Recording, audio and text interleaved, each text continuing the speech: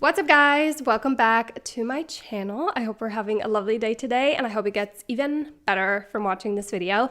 Today we're talking all about how to change your mindset, like little small shifts and habits you can try in your day-to-day life to have a more positive, resilient, strong, and abundant mindset. Your mindset really is like the lens through which you see the world and yourself. And obviously that can either be very positive and encouraging and like expansive, or it can be something that's just holding you back and limiting you from the things you want in life, or even just from living a happy, peaceful, joyful life.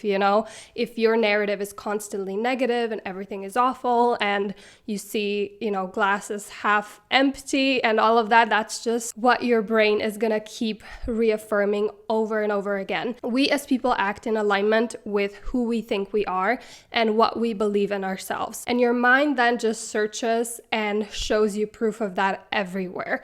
And it's usually something that, has been happening for many, many years. So it does take a little bit of time to shift it. That's why these are habits, because you need to keep doing them, but they are small, tiny habits. So I don't want you to get overwhelmed. That's why I wanted to make this video, because there's so many things everywhere being recommended to us of how you can change your life, which is amazing that we have all of that information, but sometimes you just need those small, tiny things that you can implement into your daily life that are going to make the biggest difference. I chose 5 things that really made a huge difference for me, but were also very easy to just kind of add into my already existing routines and life, so that it's not, again, a struggle and something that you feel just exhausted by or like overwhelmed by. These are very simple things. Alrighty, without further ado, let's get into these 5 mindset shifts. Okay, we're gonna start off with a very, very simple one, and you might hear this and be like, okay, Nika, I've heard this before. Okay, but have you implemented it though? So the simple habit we're starting with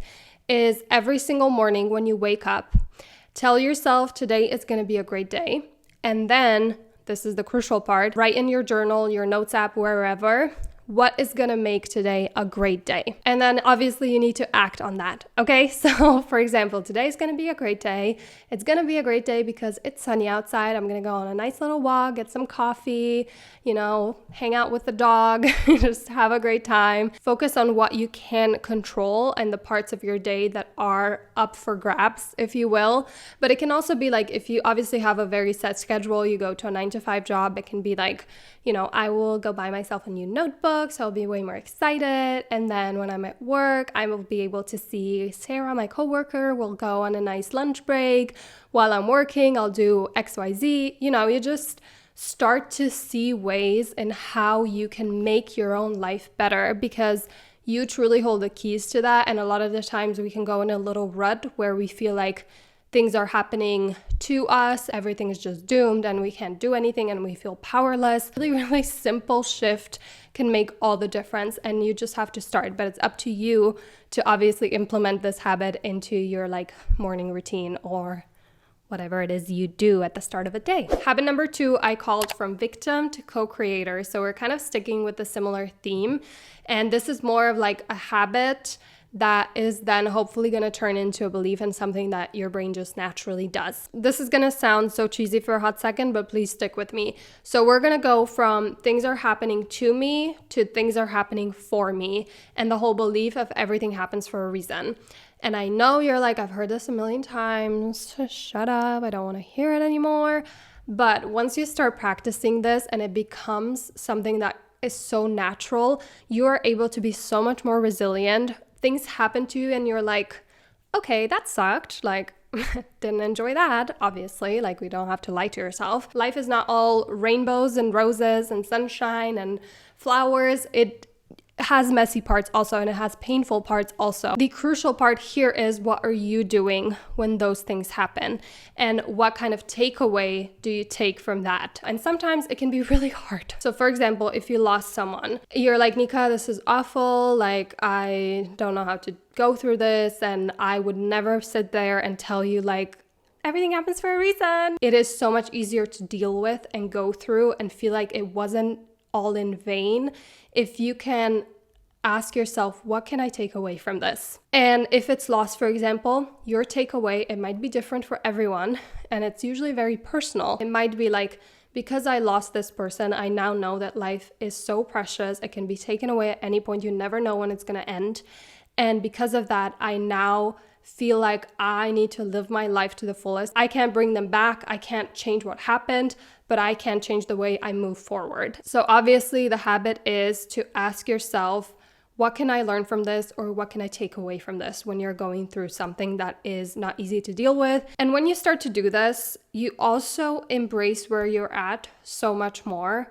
You are like, okay, this is where we are. I'm not going to fight it. Like, I'm not going to go against reality. It is what it is. This is where we are. What can I learn from this? You sit with yourself. It might take days, weeks, hours. I don't know. Depends on what the situation is. And you figure out, what can you take away from this? How can I grow from this? What can I learn from this? You become so much more resilient in that way, and you deal with the things life throws at you in such a better way. And at some point, when this becomes such a habit and a belief, you start to kind of see opportunities in everything. Like, it's kind of hard to explain, and I don't mean this with like the really truly horrific things that happen to you, but with like kind of challenges, normal run-of-the-mill challenges and bad things that happen to you. You start to see it as like, okay, I feel like I was, given this as an opportunity to learn and to grow. And that is truly where the magic happens. And that is truly when you become so resilient and positive, and it's something that makes you feel a lot more confident and like you're in control of your life. And obviously that feels very powerful. The next one is take advantage of your uniqueness. We all obviously are born with certain traits and talents and capabilities, things that come very naturally to us that we were either again born with, or it's something we developed as we were growing up. It just like comes out of you as if it's nothing. And that's why a lot of the times we don't see these traits, because it's so like, it's always there. It's just not something that you even consider. For me, this tip is not really about your physical appearance. It's more about like your talents and traits. But to illustrate this point a little bit better, I, for example, was born with more like Slavic Scandinavian features, right? Imagine if I was now trying to look like Kim Kardashian. I would probably look very silly, and I would never be able to excel in that in the way Kim Kardashian has been able to, because that, look at me, there is just nothing that like me and her have in common in terms of our look or vibe or whatever. It's not on the same planet. You know what I mean? If I was now putting all of my energy and effort into trying to look like her, I would probably fail pretty significantly, because again, look at me, So I would be so much more successful if I would just take, for example, if I needed inspiration, women who already kind of look like me, and see like, oh, she's dressing like this. She's wearing these colors to bring out her eyes, her hair, whatever. She styles her hair in this way, and that really beautifully frames her face. We have the same face, so I will try to do that. You know what I mean? Like, you just amplify the things you're naturally amazing at, instead of again trying and like molding and bending yourself into something that is just not natural for you. And none of us are ever going to be amazing at everything. And I really feel like that is kind of a recipe for failure if you try to do that.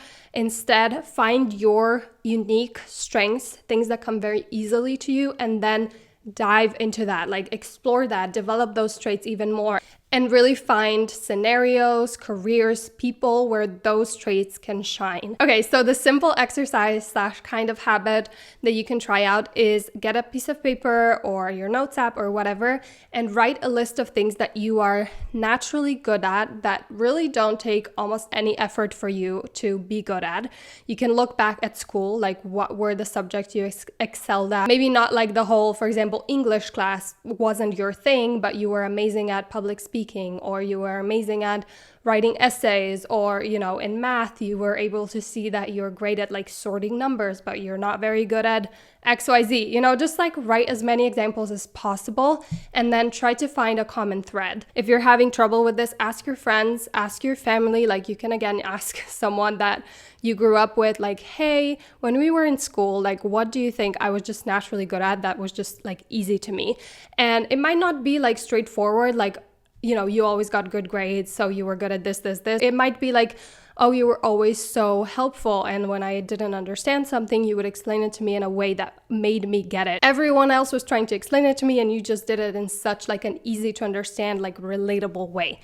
For example, think of it as like you're going on a little treasure hunt. Again, you can ask your parents, your grandparents, like, what was I like when I was growing up? Like, what was easy for me? Just involve people if you're having issues with this. And obviously the point is to like expand on those traits, learn more, like fully dive in and embrace who you naturally are. Like, that is the whole point. And that is very self-loving. It feels so good to be like, okay, we're not going to try to fit. We're not going to try to be amazing at everything. What am I naturally good at? What do I naturally enjoy? That is what we're going to dive into. And that usually feels really, really good and makes you happy. Okay, I know that this last habit was not really a habit. It was more of an exercise and maybe not so straightforward. So let's go into one that is very, very straightforward and something we have all heard of 10 billion times, but it is worth repeating because it really, really is life-changing and it's such a simple thing to do. And that is a simple gratitude list. If you're taking the today's gonna be a great day, why is today gonna be a great day habit, and you're doing it in the morning, which is what I would do because it works better, you can then do the gratitude list at night. So what you're gonna do is you're gonna go on a little treasure hunt of why was today great? What about today was great and beautiful and lovely and amazing?